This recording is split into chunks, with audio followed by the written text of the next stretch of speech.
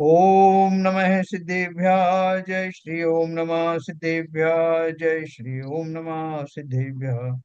मंगलम भगवान वीरो मंगलम गौतमो गणी मंगलम कुंद कुंदाद्यो जैन धर्मोस्तु मंगलम सर्व मंगल मांगल्यम सर्व कल्याण कारकम प्रधानम सर्वधर्माणां जैनं जयतु शासनम जैनं जयतु शासनम जैनं जयतु शासनम। द्रव्य संग्रह नाम का ग्रंथ हमारे हाथ में है, जिसके रचयिता तो नेमी चंद्र स्वामी हैं, और सिद्धांताचार्य जो हुए हैं उनका आचार्य का है लिखा हुआ। और इसका टीकाएं वगैरह किसकी हैं ये मैं आपको दिखाता हूँ, और आगे चलते हैं। पर देखिए,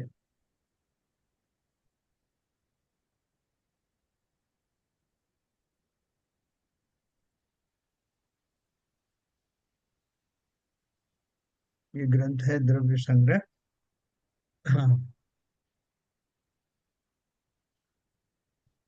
इसकी जो गाथा का जो पद्यानुवाद है, ये गाथाएं सब प्राकृत में दी हैं। गाथा का जो रचयिता है श्री नेमीचंद सिद्धांत देव के द्वारा ये रची गई है।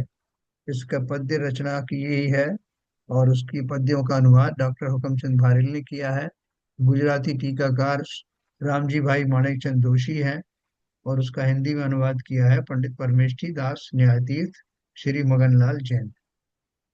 और ये श्री मगनलाल जैन ने एक और भी ग्रंथ किया था साहब। हाँ, कौन सा था? मगनलाल जी का। हाँ, पहले अभी जो पढ़ के गए हैं शायद इनमें से। तो भी जो सोचेंगे उसको क्या कौन सा था। तो ये आपने जो ग्रंथ सुना था वो उस स्वाध्याय में आप इसी की बात कर रहे थे ना, यही प्रकाशन वगैरह? नहीं नहीं, वो दूसरा था। दूसरा था? अच्छा। वो कहाँ का प्रकाशित था? वो जयपुर का ही था, टोडरमल ट्रस्ट का। तो यही है, एक ही दो थोड़ी होंगे उनके। ये टोडरमल ट्रस्ट का नहीं है ये। ये देखो ना, एक मिनट, ये देखो। अच्छा। नहीं, उसका वो जो ऊपर कवर फोटो वगैरह डिफरेंट थे। हाँ जी, मैंने इसके हिसाब से मंगाया है। नहीं, ठीक है, वो इसमें इसमें भी। हाँ, वही सब गाथा है। हाँ, वही सब गाथाएं तो सब में एक ही है। शायद मुझे लगता है यही होगा, हुकमचंद वारिल का। हाँ। अच्छा, इसमें ये आपको पूरा स्क्रीन दिख रहा है क्या, ये मंगलाचरण वाला? क्योंकि साइड में मेरे ये गैलरी आ रही है फोटो नहीं की। नहीं, पूरा दिख रहा पूरा दिख रहा है, चलो ठीक है। है। पूरा गैलरी आ रही है, उसका एरो एरो क्लिक कर दीजिए, चली जाएगी। ये क्लिक करने से? बीच में साइड में एरो होगा।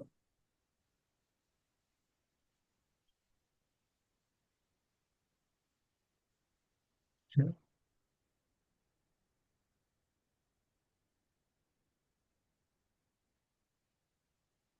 ठीक है।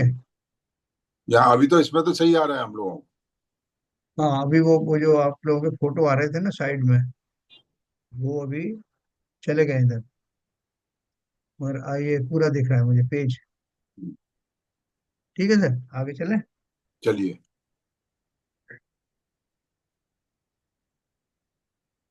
तो इसका मंगलाचरण पढ़ते हैं ग्रंथ का। जीवम जीवम दब्बम जिणवर वसी वसहेण जीर्ण निदिठम देविंद विंद बंदम वंदे तम सर्वदा सिरसा। कहे जीव अजीव जिन जिनवर वृषभ ने लोक में वे वंद्य सुरपति वृंद से वंदन करूं कर जोर में। इसमें क्या डबल डबल पेज है, तो जैसे एक एक पेज इस साइड में, एक पेज इस साइड में।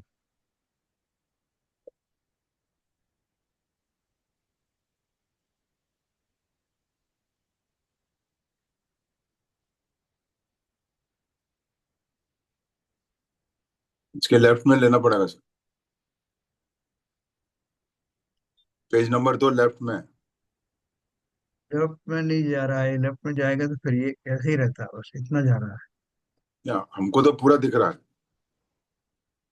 इसमें ये थोड़ा सा कट रहा है, इसलिए इस प्रकार है कि जिन इज इक्वल टू मिथ्यात्व और रागादि को जीतने वाले असंयत सम्यक दृष्टि श्रावक और मुनि को जिन कहा जाता है। पूरा पूरा है, पूरा दिख रहा है यहाँ पर। एक सेकेंड। ऊपर ले लो ना, एक नंबर से वहां से। ऊपर, हाँ। भावार्थ। बराबर। अब ये आ भावार्थ से गया। शुरू कर दो।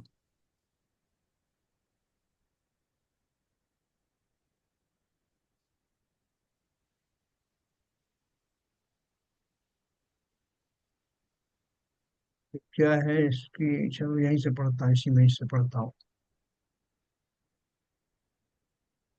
ये जो अपन ने पढ़ा है, जीवम जीवम दब्बम जिणवर वसहेण जीर्ण निदिठम देविंद बिंद बंदम वंदे तम संवदा सिरसा। इसका भावार्थ है, जिणवर वसहेण, इस शब्द के दो अर्थ हैं। रा, दो अर्थ हैं, ये रा गलत शब्द है।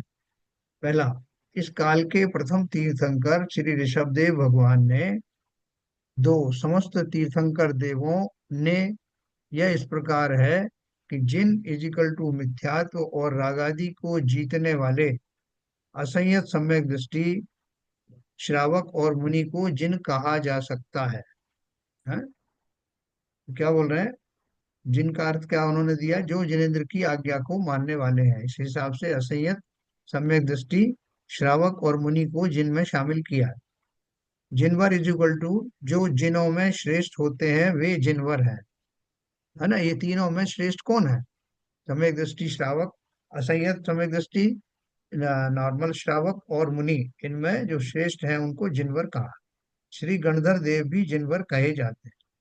जिनवर वृषभ इज इक्वल टू, जो जिनवरों में भी श्रेष्ठ होते हैं वे जिनवर वृषभ हैं। प्रथम, प्रत्येक तीर्थंकर भगवान जिनवर वृषभ कहे जाते हैं। है ना, जिनवर वृषभ का अर्थ क्या है, जो जिनवरों में भी श्रेष्ठ होते हैं वे जिनवर वृषभ हैं। अभी देखो, ये जो तीन जिनवर में कौन कौन से आ गए, असंयत सम्यक दृष्टि श्रावक मुनि और गणधर, ये चारों को मिला करके जिनवर में अपन शामिल कर लिया। फिर जिनवर वृषभ कौन हुए, जो इन समस्त जिनवरों में भी श्रेष्ठ होते हैं। है ना, जिनवर कौन थे, गणधर जिनवर थे। जिन कौन है, असंयत सम्यक दृष्टि श्रावक और मुनि। और जिनवर हो गए आपके गणधर देव, और जिनवर वृषभ हुए, जो जिनवरों में भी श्रेष्ठ होते हैं वे जिनवर वृषभ हैं। प्रत्येक तीर्थंकर भगवान जिनवर वृषभ भावापेक्षा से कहे जाते हैं। है ना, भाव की अपेक्षा से अपन जिनवर वृषभ उनको कहते हैं। और दब्बम का अर्थ क्या है, दब्बम, द्रव्य किसे कहते हैं? गुणों के समूह को द्रव्य कहते हैं। गुण किसे कहते हैं? जो द्रव्य के संपूर्ण भाग में और उसकी समस्त अवस्थाओं में रहता है वह गुण है। ये सब अपन पढ़ चुके हैं पहले। अपन ने उसमें भी पढ़ा था, जो जिन धर्म जानिए में भी पढ़ा है, और भी बहुत सारे ग्रंथों में पढ़ा। द्रव्य की क्या परिभाषा है? गुणों के समूह को द्रव्य कहते हैं। है ना, और गुण किसे कहते हैं? जो द्रव्य के संपूर्ण भाग में और उसकी समस्त अवस्थाओं में रहता है वह गुण है। है ना, इसके आगे अपन एक और पढ़ा था कि विश्व किसे कहते हैं? तो द्रव्यों के समूह को, यानी छहों द्रव्यों के समूह को विश्व या संसार कहते हैं। अब जीव और अजीव में अपन बात करते हैं। ये शुरू में इसमें क्या है, द्रव्य संग्रह का अर्थ क्या है, कि जो द्रव्य हैं हमारे, जो छह द्रव्य हैं उन्हीं की चर्चा की जा रही है। जिसमें से जीव द्रव्य की बात हमने बहुत संक्षेप में अभी पढ़ी है, अभी इसको विस्तार से पढ़ने वाले हैं अपन। सभी द्रव्यों को, जो छहों द्रव्य हैं, उनका विस्तार से वर्णन पढ़ना ही ये इस ग्रंथ का पर्पज है। जीवम अजीवम, जिसका लक्षण सहज शुद्ध चैतन्य है वह जीव द्रव्य है। उससे विलक्षण उद्गल आदि पांच भेद वाला अजीव द्रव्य है। जीव अजीव का यथार्थ ज्ञान न होने से ही संसारी प्राणियों को स्वपर का विवेक नहीं हो पाता। है ना, जिसका लक्षण सहज शुद्ध चैतन्य है वह जीव द्रव्य है। उससे विलक्षण, यानी उससे अलग, उद्गल आदि पांच भेद वाला अजीव द्रव्य है। उद्गल के पांच, जो पांच भेद वाला मतलब उनके पांच गुण होते हैं ना, रूप रस गंध वर्ण आदि है, स्पर्श रूप रस गंध। जीव अजीव का यथार्थ ज्ञान न होने से ही संसारी प्राणियों को स्व पर का विवेक नहीं हो पाता, और इसीलिए वे आत्मस्वरूप की प्राप्ति से वंचित रहते हैं। यही कारण है कि वे दुखी हैं, है ना। इसलिए जो कल्याण के मार्ग पर चलना चाहते हैं, उन्हें स्वपर का यथार्थ विवेक प्रकट करने के लिए जीव अजीव का यथार्थ ज्ञान करना चाहिए। शास्त्र का यह प्रयोजन है कि जीव निज आत्मरूप उपादान यानी निज शक्ति के कारण से प्राप्त होने वाला अनंत सुख प्रकट करे। क्या बोल रहे हैं, शास्त्र का क्या पर्पज है? कि हम सभी द्रव्यों को जान करके, छहों द्रव्यों को जान करके, और अपना कल्याण करने के लिए स्वपर का भेद विज्ञान करें। और वो भेद विज्ञान करने के लिए हमारे पास में मुख्य रूप से जीव और अजीव पदार्थ जो है वो उनका विश्लेषण करना आवश्यक है। तो जीव के अतिरिक्त जितने भी द्रव्य हैं, यानी पांच द्रव्य और हैं, वो सब अजीव हैं, ये अपन जानते हैं। लेकिन अजीब में हम कहीं कहीं भ्रमित हो जाते हैं। भ्रमित किसमें होते हैं? जो हम धर्म द्रव्य, अधर्म द्रव्य, आकाश और काल, उनमें तो हम भ्रमित नहीं होते। ये उनका स्वरूप स्वभाव समझ करके हम जान लेते हैं। लेकिन पुद्गल में चूंकि हमारे बड़ी इंटीमेसी रहती है पुद्गल द्रव्य से, शरीरों का निर्माण पुद्गल द्रव्य से होता है, कर्मों का निर्माण पुद्गल द्रव्य से होता है, और जो भी बाहरी दिखाई देने वाली दृष्टव्य वस्तुएं हैं, उन सब का निर्माण पुद्गल से होता है। तो जीव यहाँ आकर के भ्रमित हो जाता है। इसलिए उसके इस भ्रम को तोड़ने के लिए ही आचार्यों को इतनी मेहनत करनी पड़ी। और थोड़ी सी मेहनत से हम सब भी उसमें, उनमें अलग अलग देखने की प्रवृत्ति का अभ्यास करते ही हमको वो अलग अलग दिखाई देने लगती है। शास्त्र का यह प्रयोजन है कि जीव निज आत्मरूप उपादान यानी निज शक्ति कारण से प्राप्त होने वाले सुख, अनंत सुख को प्रकट करे। फिर दिखाए सिरसा वंदे, निज शुद्धात्मा का आराधन भाव नमस्कार है, और वह जिनेन्द्र भगवान की निश्चय स्तुति वंदना प्रणाम नमस्कार है। ठीक है। भाव नमस्कार और स्तुति वंदना के में क्या फर्क है?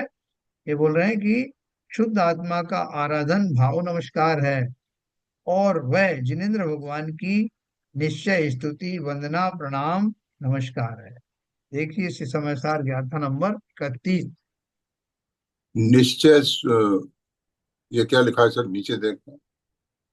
निश्चय जी, स्तुति वंदना क्या हुई? निश्चय स्तुति वंदना या प्रणाम। नहीं वो तो ठीक है, निश्चय स्तुति वंदना को किस तरह विवेचन करेंगे इसका? मुझे, मैं देख रहा हूँ उन्होंने जो शब्द लिखे हैं, वह जिनेन्द्र भगवान की निश्चय स्तुति वंदना प्रणाम या नमस्कार है। हाँ, ये जिनेन्द्र भगवान की निश्चय स्तुति, इसके बाद कामा लगाओ। जिनेन्द्र भगवान की निश्चय स्तुति क्या है? वंदना प्रणाम और उनको जो नमस्कार किया जाता है, वो निश्चय स्तुति है। तो इसका निश्चय व्यवहार से कोई मतलब है कि निश्चय वर्ड ऐसे ही यूज किया है? हम्म,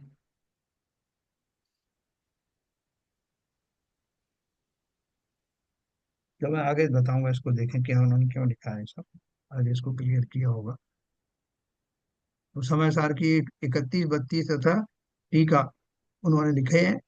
धर्मी साधक जीव का, देखो आगे लिखा है, धर्मी साधक जीव का जिनेन्द्र भगवान को नमस्कार करने का शुभराग व्यवहार नमस्कार, देखो यहाँ लिखा है। एक्चुअली ये जो निश्चय यहाँ जो लिखा है ना, वो निश्चय जी। ने क्या है? निज शुद्धात्मा का आराधन भाव नमस्कार है, और वह निश्चय स्तुति ही है। यहाँ तक आप ऐसे समझिए, भाव नमस्कार है और वही निश्चय स्तुति है। किसकी? अगर हम स्व आत्मा का, शुद्ध आत्मा का आराधन करते हैं, तो वो भाव नमस्कार भी है और निश्चय स्तुति वंदना भी है। लेकिन अगर हम जिनेन्द्र देव को नमस्कार वंदना करते हैं, तो वो क्या है? वो व्यवहार नमस्कार। यहाँ लिखा ना, 31 32 33 तथा टीका, धर्मी साधक जीव का जिनेन्द्र भगवान को नमस्कार करने का शुभराग व्यवहार नमस्कार है। ऐसा वंद्य बंधक भाव छठे गुण स्थान तक होता है। ठीक है, तो बहुत क्लियर बात है कि जीव का स्वयं के प्रति नमस्कार यानी शुद्ध आत्मा का नमस्कार, वो वास्तव में निश्चय नमस्कार है। और जो पंच परमेष्ठी या जिनेन्द्र देव का जो किया जाने वाला नमस्कार वो व्यवहार नमस्कार में आता है। स्व के अतिरिक्त जितनी भी वस्तुएं हैं, पदार्थ हैं, वो सब व्यवहार में आती है। ये सिंपल फार्मूला है। ठीक है सर। तो अब देखो, जीव द्रव्य के नौ अधिकार। ये क्या है कि हम लोगों ने बहुत डिटेल में इसमें पढ़ने को हमें मिलेगा। जीव द्रव्य के नौ अधिकार कौन कौन से हैं, देखो बताते हैं। जीवो उपभोगम ओ अमुत्तिकत्ता सदेह परिमाणो भोक्ता संसारत्थो सिद्धो सो विश्व सोड गई। जीव कर्ता भोक्ता अर अमूर्ति के उपयोग में अर सिद्ध भगवत सिद्ध भवगत देह मित निज भाव से ही ऊर्ध्वगत। क्यों क्या दिया है? नौ अधिकार इस गाथा में जीव को के नौ अधिकारों के नाम दिए गए हैं। पहला अधिकार कौन सा है? जीवाधिकार, है ना। और नौ अधिकार का नाम आपको वो आएगा विश्लेषण। जीव अजीव का ज्ञान पहले से दुख दूर करने के लिए स्वपर का ज्ञान आवश्यक है। स्वपर ज्ञान क्या आ गया है?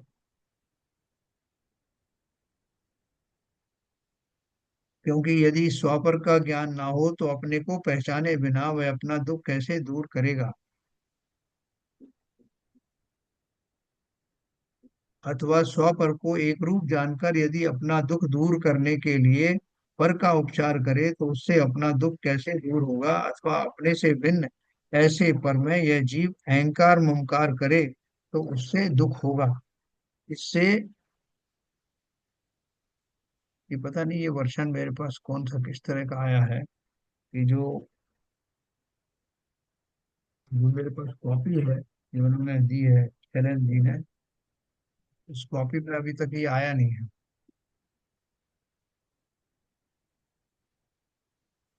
एनीवे मैं इसमें से पढ़ के आपको बताता हूँ। नहीं, ये बोले, इसकी मैंने सर किताब इसकी अलग अलग करा के भी भेजा था मैंने, हाँ एक वही कॉपी मेरे आपको। सामने है, वो मेरे सामने है, उसमें ये अभी तक आया नहीं है। और जीवाधिकार से शुरू है वो फर्स्ट पेज। जीवाधिकार फर्स्ट पेज। उसके बाद दूसरा पेज पे है उपयोग अधिकार। ये सब शायद आगे आएगा। हम्म। एनीवे देख लेते हैं इसको, क्योंकि ये मैं तो इसमें से भी पढ़ सकता हूँ जब तक वो नहीं आता तब तक।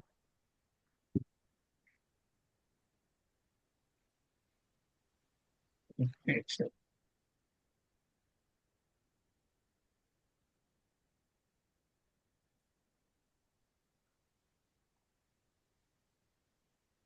मिल गया।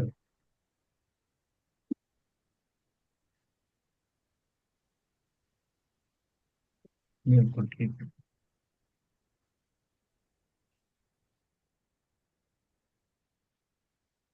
हाँ, जीव अजीव के नौ अधिकार अपन पढ़ रहे थे। ये जीवो उपोगम ओ अमुत्तिकत्ता सदेह परिमाणो भोक्ता संसारत्थो सिद्धो सो विश्व सोड गई। जीव करता भोक्ता अर अमूर्तिक उपयोग में अर सिद्ध भगवत देह मित निज भाव से ही ऊर्ध्वगत। क्या बोल रहे हैं? जीव अजीव का ज्ञान करने के लिए बताया है। पहले नंबर पे क्या आया? नौ अधिकार। इस गाथा में जीव के नौ अधिकारों के नाम दिए गए।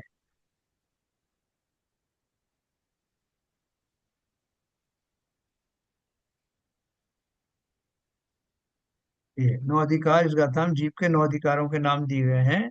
दूसरे नंबर पे जीव अजीव का ज्ञान किस लिए होना चाहिए? पहले तो दुख दूर करने के लिए स्वपर का ज्ञान आवश्यक है। क्योंकि यदि स्वपर का ज्ञान ना हो तो अपने को पहचाने बिना वो अपना दुख कैसे दूर करेगा। अथवा स्वपर को एक रूप जानकर यदि अपना दुख दूर करने के लिए पर का उपचार करे तो उससे अपना दुख कैसे दूर होगा। अथवा अपने से भिन्न ऐसे पर में यह जीव अहंकार ममकार करे तो उससे दुख ही होगा, है ना। इससे यथार्थ स्वरूप की ओर ले, इससे स्पष्ट है यहाँ पे जहाँ 4 नंबर पे स्पष्ट है कि स्वपर का ज्ञान होने पर दुख दूर होता है ना। देखो, जैसे हमारे पास में बहुत सारे लोग बैठे हैं। एक बार क्या हुआ था कि हम एक जीप में बैठ करके कहीं जा रहे थे। तो आगे आगे बहुत सारे लोग, जगह नहीं थी तो बहुत सारे लोग एक साथ बैठ गए।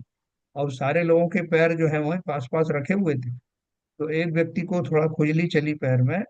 तो उसका हाथ जो गया वो बगल वाले के घुटने पे गया। तो वो इतने सारे घुटने वाले वो पैर एक साथ रखे हुए थे, तो वो बातचीत करते हुए जा रहे थे, तो उसको समझ में नहीं आया, उसने दूसरे के घुटने को सहला लिया, लेकिन उसकी खुजली खुदी दूर नहीं हुई। तो बड़ा परेशान हो गया।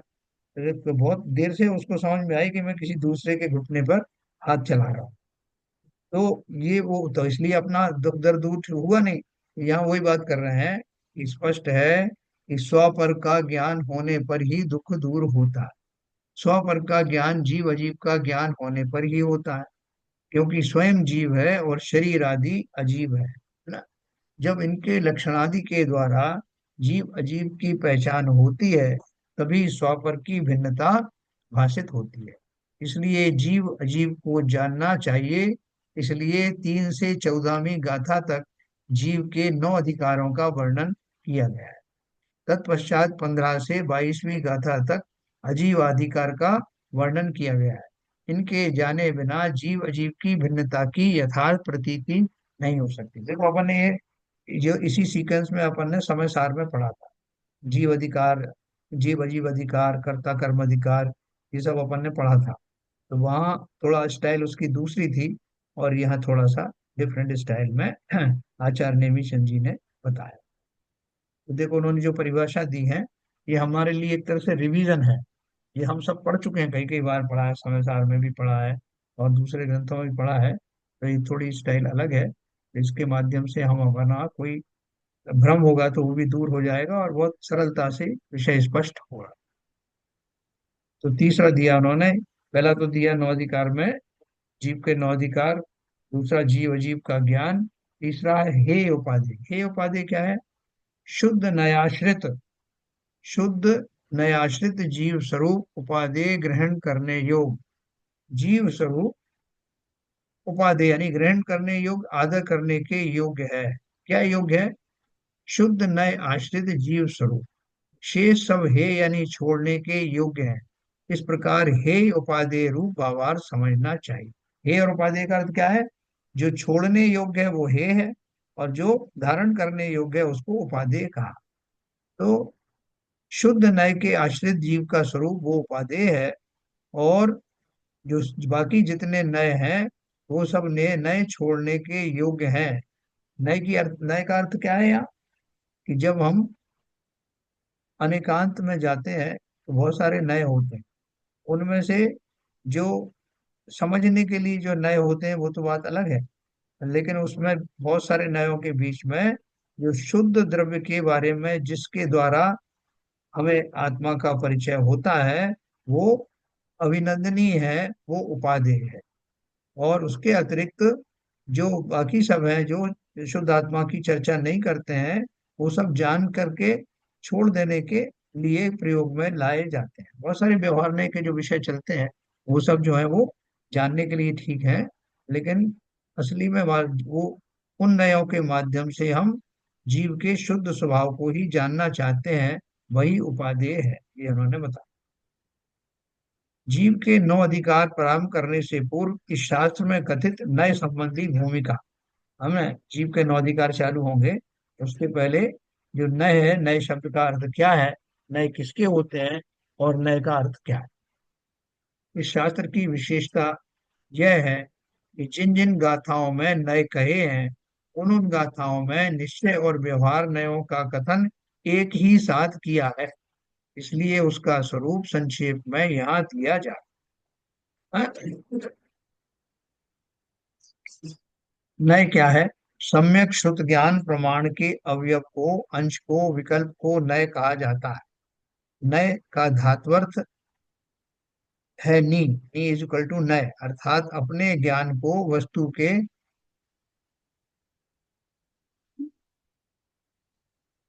यथार्थ स्वरूप की ओर ले जाना। वस्तु ग्राहक प्रमाण है, एक देश ग्राहक नय है।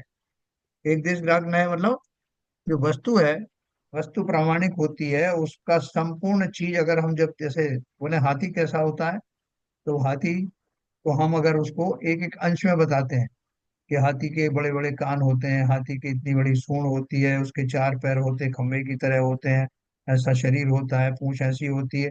तो हम एक एक अवयव का अलग अलग वर्णन कर रहे हैं, आंशिक रूप से उस हाथी को जान रहे हैं।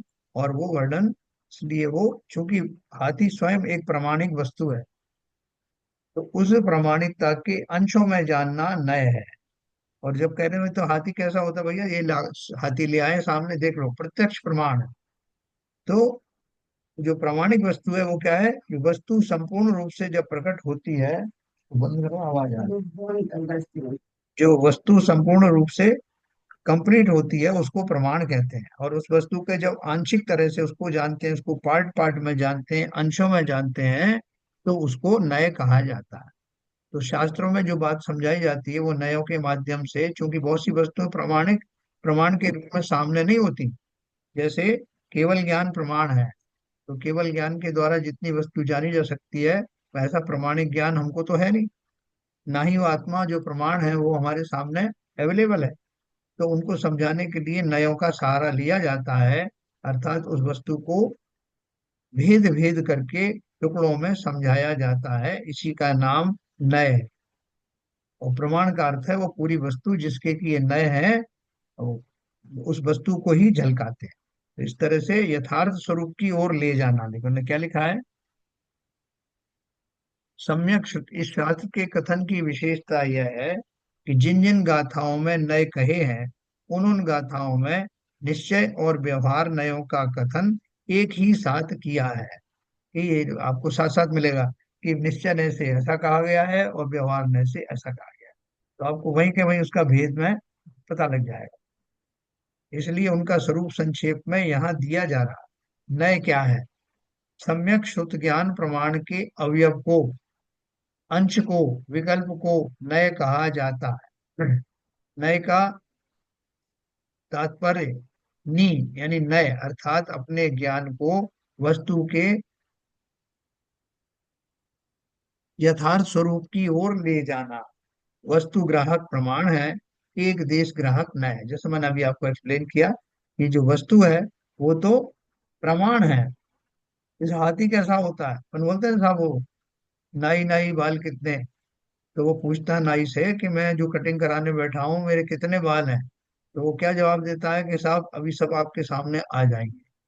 है ना, आपको गिनने की जरूरत, पूछने की जरूरत नहीं है, आपके सामने वो प्रत्यक्ष रूप से आ जाएंगे, वही प्रमाण है कि कितने बाल थे। है ना, जैसे हम हाथी का स्वरूप समझा रहे हैं, तो हमको कुछ समझ में नहीं आ रहा, तो इतने में कोई ने हाथी को लाके खड़ा कर दिया सामने। बोले देखो साहब, जो मैं आपको अंश अंश में कह रहा था अब आप मिलान कर लो इससे। जैसा मैंने बताया था इसका स्वरूप, ऐसी सूंड वैसे पैर वैसे है कि नहीं, हाँ बिल्कुल बिल्कुल है। अब कोई विकल्प नहीं रहा, क्योंकि जिसकी चर्चा की जा रही थी वो वस्तु संपूर्ण रूप से विद्यमान हो गई। उसी तरह से आत्मा को समझाने के लिए, चूंकि आत्मा को यहाँ लाया नहीं जा सकता, अमूर्तिक है, इसलिए उसको समझाने के लिए नयों की आवश्यकता होती है। वैसे तो आत्मा की ही बात नहीं है, किसी भी वस्तु को व्यवहार रूप से समझाना और वास्तविक रूप से, निश्चय रूप से समझाना, ये नयों के माध्यम से अपूर्व प्रयोग जिनेन्द्र कथित जिनवाणी में किए गए हैं। ऐसा प्रयोग कहीं और करने को मिलता नहीं, इसलिए वहां बहुत भ्रम होता है।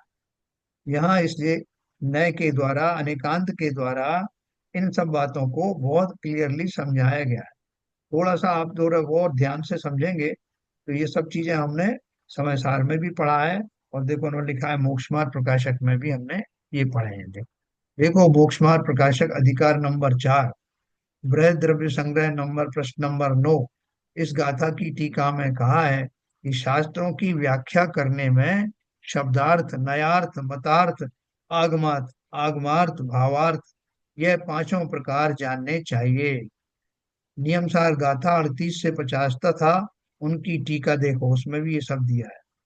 प्रत्येक वस्तु सामान्य विशेषात्मक होती है, इसलिए वस्तु का ज्ञान तो प्रमाण है और उसके एक भाग को जानने वाला नय है। ठीक है। अभी जैसे अपन देखो,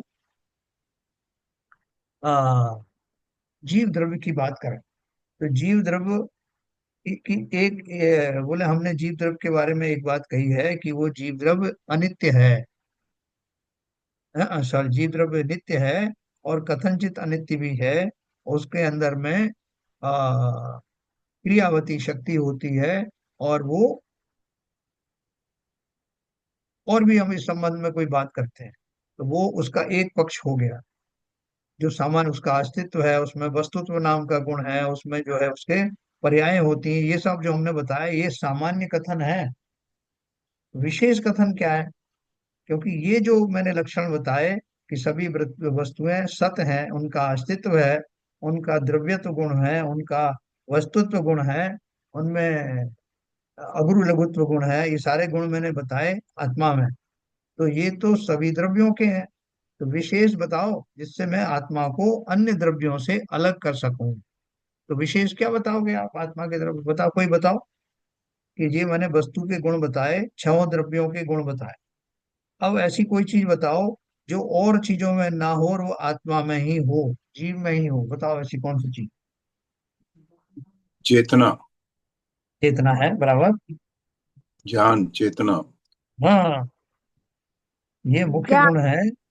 बिल्कुल। ना, ज्ञान समाचीन चेतना ज्ञान होता आत्मा में। है। समाचीन ज्ञान कोई भी प्रमाण कहते हैं ना, हाँ, तो के ज्ञान है। समाचीन ज्ञान को। मतलब एक बार हमें शायद विनोद दीदी ने ये भी डेफिनेशन बताई थी। हम्म। हाँ, समीचीन ज्ञान कहो या ज्ञान, ज्ञान अकेला भी कह सकते हो, क्योंकि ज्ञान सिवाय जीव के और किसी के पास होता नहीं। नश्वर है ज्ञान वो। और हाँ, ज्ञान और चेतना दोनों गुण ऐसे हैं, हाँ, कि वो किसी और जीव के पास होते नहीं। न केवल होते नहीं बल्कि उनके द्वारा तत्काल ही जीव की पहचान हो जाती है ना। हम किसी जीव को देखते हैं तो हम इतना ही कहते हैं ना कि जैसे कोई हमें भ्रम हो रहा है कि ये मर गया है कि जिंदा है, तो हम उसमें क्या देखते हैं? हम उसके वो बाकी के गुण थोड़ी देखते हैं कि इसमें वीर्यत्व गुण है कि नहीं, इसमें फलाना गुण है कि नहीं। हम क्या देखते हैं? चेतना से उसकी परीक्षा करते हैं। उसको ऊपर डंडी लगाएंगे, हाथ लगाएंगे कि अगर उसमें चेतना होगी तो वो उसके जीव तड़फेगा या कुछ उसमें रिएक्शन करेगा, उससे पता लग जाएगा कि जीव जो है जीव है, जड़ नहीं है। तो जैसे आपसे इन्होंने कहा सी विजन साहब ने कि उसके जो दो मुख्य गुण हैं, ज्ञान और चेतना, जिसके माध्यम से जीव पहचाना जाता है, और जो उसमें प्रकृति में ही और किसी द्रव्य में वो नहीं पाया जाता, इसलिए उसका विशेष गुण है। तो सभी द्रव्यों के जो सामान्य गुण हैं वो कॉमन है, और जो विशेष गुण हैं वो उनके अलग अलग कैरेक्टरिस्टिक हैं जिनसे वो पहचाने जाते हैं। और हमारा विशेष प्रयोजन किससे है? जीव और उद्गल से। तो हे उपादेय का उन्होंने क्या एक और बात कही है? हाँ, पहले एक और बात लिखा है, देखो उन्होंने।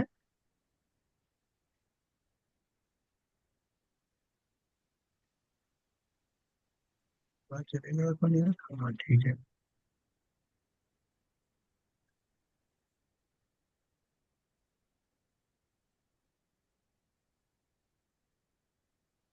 ये उन्होंने दिए ना नियम सार गाथा, और ये सबका दिया वर्णन दिया है। उसके बाद यहाँ बोल रहे हैं, यथार्थ स्वरूप की ओर ले जाना ये नयों को जानने का कार्य है। नए किस लिए जानना? को नए पढ़ने से हमें क्या होने वाला है? क्योंकि वस्तु को जानने के लिए उसको अंश अंश में जान करके हम भली प्रकार से उसमें विश्वास कर लेते हैं। जब मैंने जो हाथी की आपसे बात करी, तो हाथी को जानने के लिए उसके एक एक अंग उपांग का वर्णन कर दिया। अब मेरे अंदर में एक उसका एक खाका तैयार हो गया कि कोई हाथी नाम का कोई जीव होता है, उसके ऐसे पैर होते हैं, ऐसे हाथ होते हैं, ये सब मैंने अपने दिमाग में उसकी कल्पना में बसा लिया। अब जब कभी वो हाथी का साक्षात्कार होगा, तब मेरी वो कल्पनाएं जिनमें कुछ करेक्शन होगा तो करेक्शन हो जाएगा, और 100% फिर जो है वो मेरी कल्पना साकार हो जाएगी कि जिन्हें मैंने अंश अंश करके जाना था वो वास्तव में वैसा ही है। देखो ये हाथी सामने खड़ा हुआ है, मैं अब अपनी कल्पना से उसका मिलान करता हूँ। तो ठीक उसी प्रकार से जीव द्रव्य की को नयों से ग्राह्य किया जा सकता है, नयों के द्वारा उस तक पहुंचा जा सकता है, और फिर समय ज्ञान आदि के द्वारा जो हमने अभी उसकी रचना की है, उसका जो इमेजिन किया है, उसकी पुष्टि हो जाएगी और हमें वो जीव का यानी आत्म द्रव्य का अनुभव हो जाएगा। इसलिए नए के माध्यम से उसका स्वरूप प्रकट किया गया है। अब देखो क्या मिथ्या दृष्टि के नए होते हैं, है ना। क्योंकि अपन बोलते हैं नए किसके होते हैं? नए सम्यक होते हैं ना।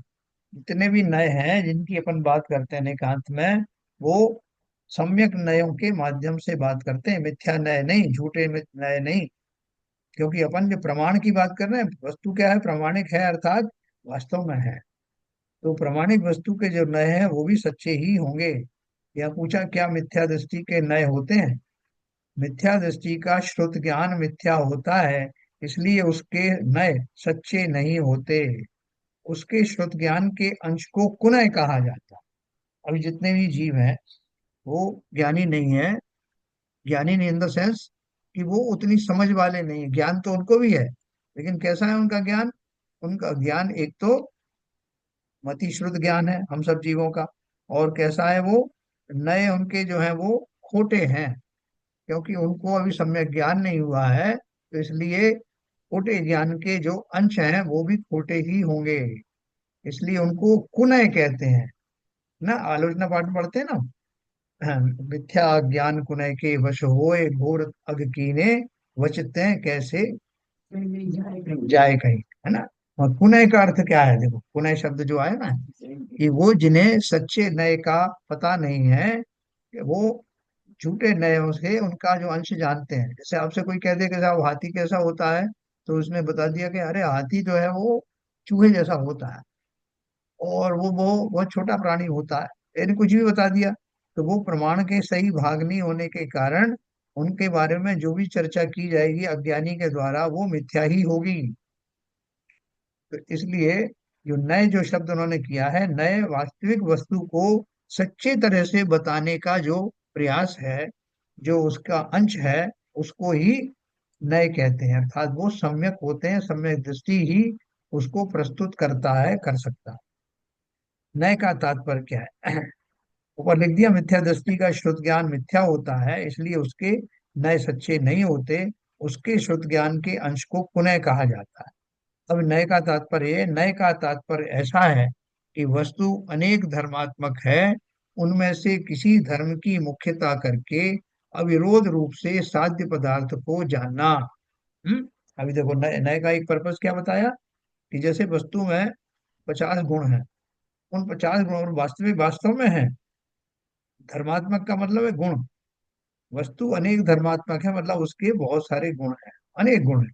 उनमें से मैं एक किसी गुण को लेकर के उसकी मुख्यता करके उस पदार्थ को समझाता हूँ। जैसे कोई एक व्यक्ति है, वो बहुत ज्यादा दयावान है, बहुत ज्यादा दानी है, और बहुत सारा लोगों का उपकार करने वाला है। विशेष तौर से वो लोगों को, जो बीमार आए हैं, वृद्ध आदि हैं, उनको पकड़ पकड़ के अस्पताल आदि ले जाता है। तो मैंने अगर किसी व्यक्ति की चर्चा की, तो मैं कहूंगा भाई साहब एक व्यक्ति ऐसा है, आप परेशान मत होइए। जब जब किसी को भी कोई रोग आदि हुआ है, असाध्य रोग हुआ है, तो वो व्यक्ति उसको तुरंत ले जाता है, अपने खर्चे पे ले जाता है। तो हम लोग भी सब समझ जाएंगे कि किसकी बात हो रही है, क्योंकि वो उन गुणों के कारण वो प्रसिद्ध है। उन गुणों को मैं विशेष रूप से व्याख्यान करूंगा उसकी पर्सनैलिटी बताने के लिए। तो इन्होंने ये लिखा है कि नए का तात्पर्य क्या है, और उसी खाली मैं पर्सनैलिटी से उसका पूरा वर्णन कर दूंगा। उसी की मैं बहुत ज्यादा भरपूर बात करूंगा कि बहुत उन्होंने इसको लेके गए थे, उसको लेके गए थे, और उस सब चर्चा से मेरा जो निर्णय है उस व्यक्ति विशेष के बारे में परिचय कराना है। दूसरा गुण लेके किसी दूसरे की बात करूंगा कि रेवती रानी जो है वो कौन से गुण में जो है दक्ष थी, तो मालूम पड़ेगा कि उनको सम्यक दर्शन के जो अंग है ना, उनमें से कौन सा अंग विशेष रूप से उनका वो पालन करती थी। निशंक धर्म था ना उनका, निशंक का। ऐसे तो नय का तात्पर्य ऐसा है कि वस्तु अनेक धर्मात्मक है, उनमें से किसी धर्म की मुख्यता करके अविरोध रूप से साध्य पदार्थ को जानना। पदार्थ क्या जानना है, आप सब समझ रहे हैं, मुझे आत्मा को जानना। तो आत्मा को जानने के लिए मुझे उसके विभिन्न पहलुओं को समझना पड़ेगा। जब मैं उसके चेतना गुण की बात करूंगा तो चेतना गुण की भरपूर बरसात कर दूंगा। उसके सारे चेतना से क्या क्या प्रकाशित होता है, चेतना गुण कैसे परिलक्षित होता है, उसका परीक्षण कैसे किया जाता है, उस गुणों का स्वरूप क्या है, ये सब मैं आपको विशेष रूप से बताऊंगा, अंश अंश करके बताऊंगा, जिससे कि आपको उसके उस गुण से भली भांति परिचय हो जाए। फिर आपको उसमें उसके ज्ञान गुण के बारे में बताऊंगा। ऐसा करते करते जितने भी गुण बताए जाएंगे उसके माध्यम से मैं आत्मा का खाका खींच दूंगा। तो ये नए बताने का तात्पर्य यही है कि मैं हर प्रकार से आपको आश्वस्त करता हुआ उस विषय वस्तु के ऊपर ले जाऊंगा जिसके माध्यम से आप आत्मा का स्वरूप जान पाए। देखो, हमारा पर्पस संसार के और पदार्थों को जानने का नहीं, हमें तो मात्र एक बार जीव तत्व को ही जानना है, जीव द्रव्य को ही जानना है। लेकिन उस प्रक्रिया में और दूसरे द्रव्य भी जानने में आते हैं, है ना। जैसे मैंने आपको बोला था कि किसी को भिंडी खरीदने जाना है, तो वो खाली सब्जी की दुकान पे जाएगा तो भिंडी सीधी उसको मिल जाएगी, ये तो पॉसिबल नहीं है ना। और बहुत सारी सब्जी मिलेगी, उनमें से उसको छांटना है। और उसमें अपने कैसे छांटेगा, उन लक्षणों से छांटेगा कि भिंडी कैसी होती है। पहली बार गए तो उसको सब पहले से बता दिया गया कि भाई ऐसा रंग होगा, ऐसा रूप होगा, ऐसी लंबाई होगी, ऐसी चौड़ाई होगी। फिर वो वहां खोजेगा और बाकी को रूल आउट करेगा कि ये लौकी को देख के बोलेगा ये इतनी बड़ी है, ये तो भिंडी जैसा मुझे लक्षण बताया वो है नहीं, तो उसको रिजेक्ट कर देता है। फिर को और दूसरी वस्तुएं कि जो क्या बोलते हैं उसको तोरई है, तो ये तोरई भी नहीं भिंडी जैसी लगती है, मुझे बताया गया था कि ऐसी नुकीली होती है। इस पूरे प्रोसेस में मैं दो काम करूंगा। एक तो जो लक्षण मुझे बताए गए हैं, उन लक्षणों के माध्यम से जो लक्षण उसके योग्य नहीं हो, जिस वस्तु को मैं खोज रहा हूं उनको मैं निकालता जाऊंगा। और ऐसा करते करते उस वस्तु की खोज वास्तव में मैं कर रहा हूँ, लेकिन साथ में और भी वस्तु जानने में आ रही हैं।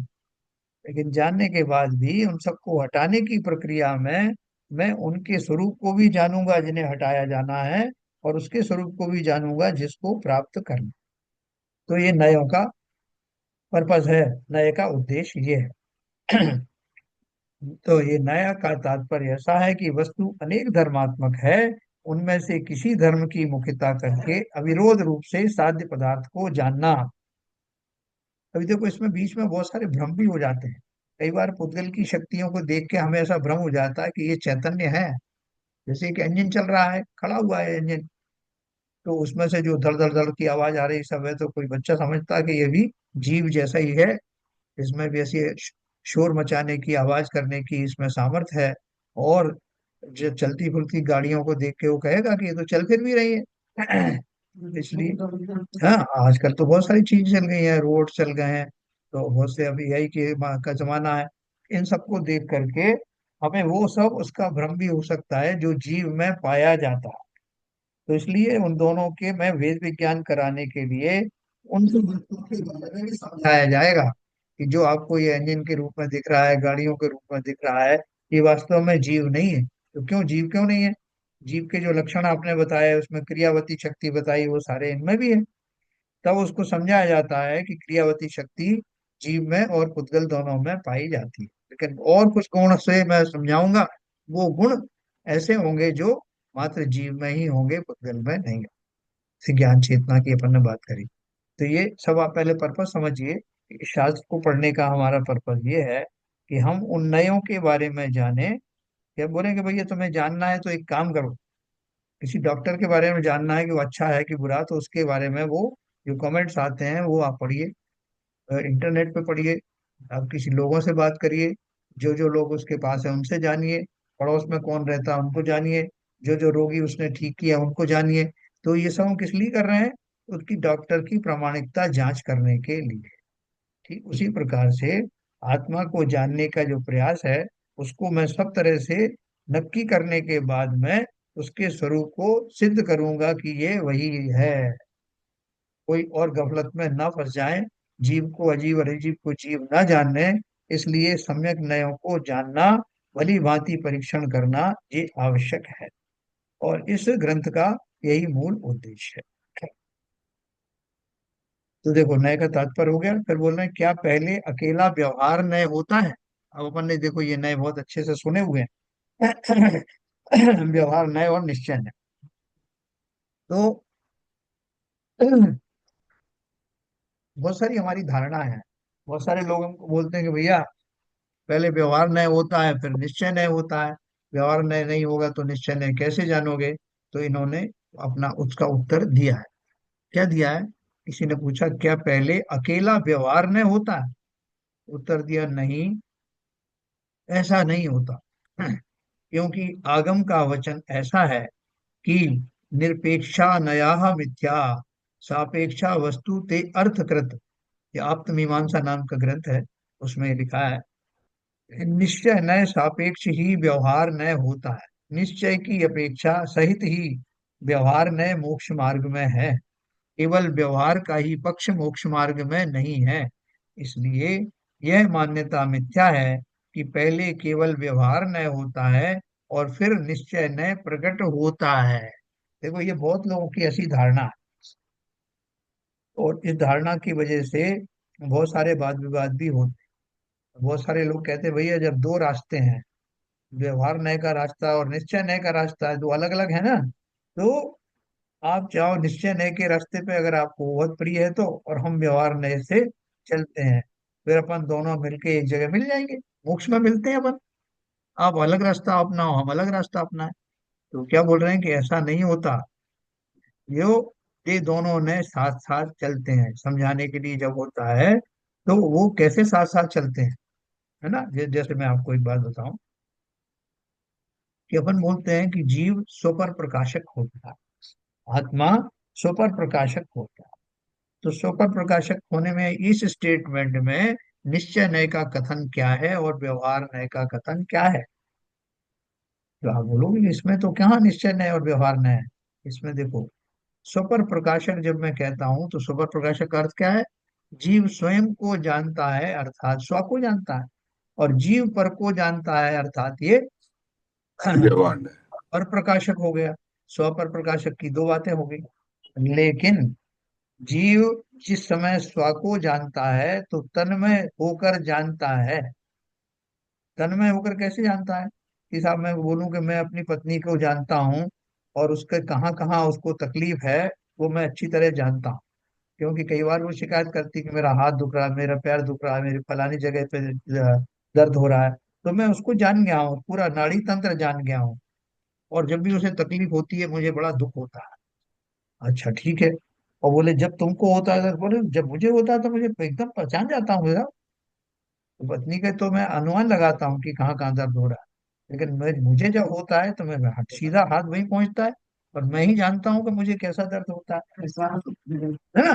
तो पत्नी का या पड़ोसी के दर्द को जानना और अपने के दर्द को जानना, दोनों में अंतर है ना। एक निश्चय है, एक व्यवहार। हाँ बराबर। मैं अपने दर्द को जिस जिस तीव्रता से और जिस वास्तविकता से जानता हूँ, हाँ, वैसा मैं पड़ोसी का या किसी अन्य का नहीं समझ सकता। ठीक उसी प्रकार से जीव जब स्वपर प्रकाशक की बात करते हैं तो स्व को हम तन्मय होकर जानते हैं, क्योंकि वही तो मैं हूँ। मैं अपने को ही नहीं जानूंगा तो किसको जानूंगा। ये स्व प्रकाशक है। और पर प्रकाशक क्या है, मेरा ज्ञान का प्रकाश इतना तीव्र है, उसका जो ओरा है वो इतना तगड़ा है कि वो दर्पणवत उसमें दूसरे पदार्थ झलकते हैं। ना तो मैं उन्हें देखने की कामना करता हूँ और ना ही तन्मयता पूर्वक उन्हें जान ही सकता। वे कहते जरूर हैं कि मैं जो हूँ, जो जिनेन्द्र देव हैं, वो समस्त जीवों के, समस्त प्राणियों के, तीनों काल के समस्त भव पर्याय एक साथ जानते हैं। तो जानने का अर्थ क्या वो वैसे ही जानते हैं जैसे स्व को जानते हैं? नहीं। स्व को जानना तन्मयता पूर्वक और पर को जानना ज्ञान की विशुद्धि में उनके आ जाने को जानना कहा जाता है। सर जो तीर्थंकर अरिहंत की बात बताई वो केवल ज्ञानी की, वो तो अपनी जगह है। जी जी। मगर एक जो साधारण जीव होता है, हम्म मैं स्व पर को जानने का मतलब ये है कि स्व को आप जैसे आपने बताया तन्मयता से, लीनता से अपने आप को जानना, और अपने ज्ञान में स्व के अलावा जो भी झलकता है, जो ज्ञान में आता है, वो वो पर प्रकाशक हो गया। वही बात कर, वही बात कर। तो इस तरह स्वपर प्रकाशक कहने में जो भेद पड़ता है वो क्लैरिटी के साथ समझाना, यही नयों का काम है। एक निश्चय है, एक व्यवहार है। एक व्यवहार में है, बिल्कुल सही कहा। तो ये मैंने एक उदाहरण दिया आपको कि उस समय अब वो एक साथ ही चल रहा है। मैंने स्वपर प्रकाशक आपको एक साथ ही बोला, लेकिन उनके दोनों के लक्षण अलग अलग हैं। एक साथ मैंने बात कही, तो यहाँ यही बोल रहे हैं ना कि मैं व्यवहार नय को अलग कर दूं और निश्चय नय को अलग कर दूं। समझाने के लिए अलग अलग करता हूँ, लेकिन जब भी चलेंगे तो दोनों बातें कही जाएंगी ना। तो उसके दोनों गुण है तो दोनों बात करूंगा। तो इस तरह से निश्चय और व्यवहार नय साथ साथ चलते हैं, ये वो कहना चाहते हैं। निश्चय और नय इसका में पहुंचने के लिए व्यवहार नय के थ्रू गुजरना पड़ेगा। हाँ, जानना पड़ेगा, साथ साथ उसको भी जानना पड़ेगा ना। तो वो उसको फिर समझाया जाता है कि भैया ये नमक का डब्बा है, तो ये जो बच्चा कह रहा है ये नमक का डब्बा है, या मेरी पत्नी कह रही नमक का डब्बा है, तो ये सही है या गलत है। तो अपन बोलेंगे भैया एक अपेक्षा से सही है, एक नए से सही है, दूसरे नए से गलत है। अभी अलग अलग थोड़ी है, दोनों सही है, एक साथ चल रहे हैं ना। कि उसमें नमक भरा हुआ है इस अपेक्षा से वो सही है, लेकिन वो नमक से बना हुआ नहीं है इस अपेक्षा से वो सही नहीं है। तो निश्चय नय से तो ये प्लास्टिक का डब्बा है, लेकिन व्यवहार नय से मैं नमक का डब्बा कह रहा हूँ। तो ये दोनों चीजें एक साथ चली, तब जीव को ज्ञान हुआ कि अच्छा अच्छा, कहा भले ही ऐसा जा रहा है लेकिन उसका अर्थ ऐसा है। दोनों नयों से जानने के बाद अब मुझे वो क्लियर हो गया कि ये नमक का डब्बा क्या है। ठीक है ना। तो इसी तरह से नयों की चर्चा चलेगी, बहुत इंटरेस्टिंग है। और हमको जितना व्यापक रूप से हमने नयों को नहीं जाना होगा वो सब जानने को मिलेगा। और जानने के बाद हम कुशल हो जाएंगे इन नयों का प्रयोग करने में और उनको जानने में, समझने। और हमारा पर्पज उन नयों में उलझना नहीं, उन नयों के माध्यम से उस प्रामाणिक वस्तु तक पहुंचना है। हमें आत्मा को जानना। आप बोलोगे ये सब इतनी जगलरी क्यों है, आपने बोल दिया आत्मा आत्मा है बाकी चीजें नहीं। हमें सम्यक दर्शन क्यों नहीं हुआ, क्योंकि हमारी मान्यता में आत्मा का जैसा स्वरूप है वैसा अब तक आया ही नहीं। उस स्वरूप को लाने के लिए ही इतनी कवायद की जा रही है, क्योंकि आत्मा फिजिकली दिखाई देती नहीं। तो यही एक तरीका है समझने का, समझाने का और स्वयं उसका अनुभव करने का। इसको आप पढ़ेंगे तो फिर आपको थोड़े दिन में आप इसमें प्रवीण हो जाएंगे कि कौन से नए की बात है। इस पर बहुत विद्वानों में बहुत दिन वो चलती हैं चर्चाएं कि निश्चय नए की बात है कि व्यवहार नए की बात है। और हम भी उनके जैसे विद्वानों की तरह सामर्थ्यवान होंगे। जब हम इस ग्रंथ को समाप्त करेंगे तो हमको ये बातें बहुत क्लियरली समझ में आएंगी। तो आज अपन इसको यहीं छोड़ेंगे। यहाँ क्या पहले अकेला व्यवहार न होता है ये हमने पढ़ा, और फिर जिनवाणी की पद्धति पढ़ेंगे कि वो कैसे होता है। कल हम लोग जा रहे हैं वहां पर, कौन सी जगह, अवय प्रभावना नाम का एक संग्रहालय है जिसमें जैन दर्शन के बारे में बहुत विस्तार से बताया है। यहाँ लोनावाला के पास में है। बस जा रही है तो वो सब कोशिश तो करेंगे कि स्वाध्याय तक लौट के आ जाएं। हाँ, आप एक बार ट्राई कर लेना। तो अगर होगा तो अपन स्वाध्याय रहेगा, और नहीं आ पाए किसी कारण से तो फिर अवकाश रहेगा कल का। आप ट्राई कर लेना 8 बजे, सर कोशिश करेंगे। आप हाँ। निश्चित ही नहीं आएंगे, हम शाम के भोजन की व्यवस्था भी नहीं करके जा रहे हैं। नहीं नहीं, वो अगर वहां से 4 बजे चले और ट्रैफिक वगैरह हुआ तो आठ आठ बज जाएगा। चार नहीं, घंटे नहीं, आ जाएंगे। है। आ जाएंगे तो अच्छा है, बहुत बढ़िया है। निश्चित रहिए, आ जाएंगे। आप सब जो है वो शास्त्र के प्रति बहुत वो है, तो रुचिवान है। मैं भी ऐसा ही हूँ। तो अच्छा अगर हो गया तो सब समय से आगे तो अवश्य होगा। अपन इस ग्रंथ को पढ़ेंगे और बहुत अच्छे से पढ़ेंगे। क्यों, क्योंकि देखो वैसे तो ये थोड़ा सा बारीक सब्जेक्ट है, लेकिन चूंकि अपन ने समयसार के माध्यम से भी समझा या जैन धर्म जानिए के माध्यम से भी पढ़ा, तो विश्वास है कि अपन इसको अच्छी तरीके से समझ और समझा पाएंगे। ठीक है ना। तो कल कल से अपन इसको और आगे चर्चा करेंगे। अभी आज यहीं तक करेंगे। संजय प्रकाश जी नहीं आए आज। थे ना अभी तो, संजय प्रकाश निकल गए। वो निकल चलिए। हाँ, मैं निर्वाणी स्तुति में करता हूँ। शैलेंद्र जी आपको याद है, हाँ, कर देंगे। करिए तो। मिथ्यात्म नाश वेको ज्ञान की विकास वेको आपा परवास वेको भानु शिवा खानी है चाहता हम वेको सौन हम क्यों वेको हो द्रव्य, मैं बोलता हूँ। जान वेको परम प्रमाणीय अनुभव बताए वेको जीव के जताए वेको काउ न सताए वेको भक्त हो युवानी तार विको पार के उतार विको सुख विस्तार विको यही जिनु वाणी है जिन वाणी भारती तो जपू ले, जो तेरी शरण आवे सो पावे सुख चैन।